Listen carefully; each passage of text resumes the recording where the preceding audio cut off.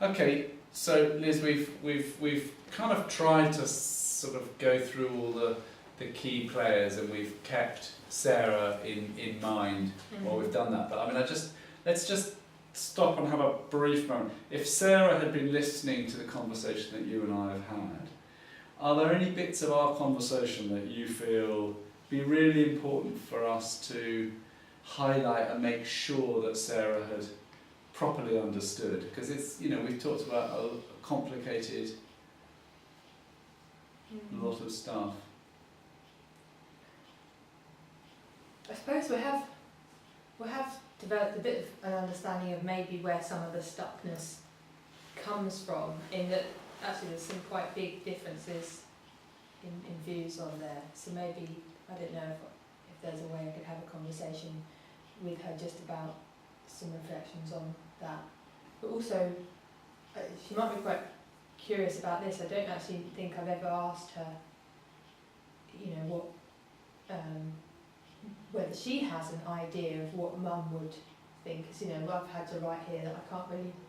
Yeah, you said, you know, we just don't know enough, really, to mentalise Mum in a way that we feel is respectful to her Mum, because we just don't know. And I suppose that's, you know, a bit of an admission that I would be very comfortable with thinking about how would you share that with Sarah. Yeah, and for me, the task that we marked for this conversation was about coming up with a few quite concrete actions. Right. And it seems to me like trying to populate those a bit better, so that you don't feel you haven't got anything to offer because you're not able to do anything. I suppose it's very important. If Sarah was filling this in, would she have question marks as well, or does she have? She might have some ideas? More clarity. But I think a conversation between you and Sarah, and then a conversation with you, Sarah, and Mum, to really try and understand where Mum comes from, and what how she may support or be a potential barrier to some of the intentions that are in other parts of the network. That seems to me like one of the connecting conversations would be for you and Mum to compare your ideas and perhaps some of the others. But I think a conversation between you and Mum to explore that. Does that make sense? Yeah, I guess the other thing that really stands out for me is it's like the hostel workers don't really get all the other problems that she's got going on. They just seem really, really focused on her behaviour and rule breaking, but maybe they wouldn't be threatening eviction if they understood all of this stuff that's going on. Okay, and I suppose if I could just offer something from a bit further back, if you like, my impression would be when I see, we've come up with, very concrete things, stop behaving like this, we're going to threaten to throw you out. My anxiety as we wrote that down was that if I was a hostel worker, I might think, no, if you think that's all my job is, think again. That I wonder if we just need to be very, very cautious that there may be rather a lot more sophisticated thinking going on in there. This is what they email me. They email me all the time. This is what they say. I guess I haven't had other conversations with them to find out whether there's more. There's a risk that you're getting kind of biased picture that's what they feel you need to know. But there may be other things that they do think about. Okay, I get what you mean. So it might not be that that's all there is, and then maybe that means I need to have a conversation to work that out.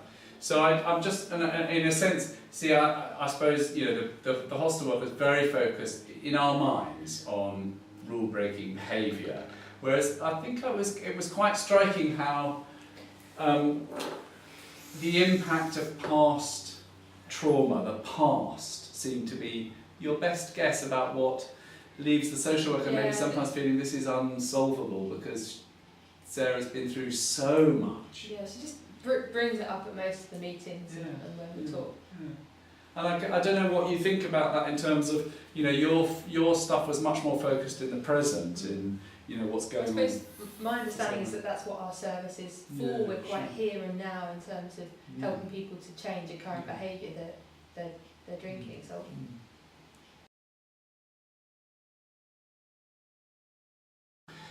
Okay, so we've talked this through a little bit, and what we agreed at the beginning was let's just try and draw out at least 1, 2, maximum 3 quite practical actions.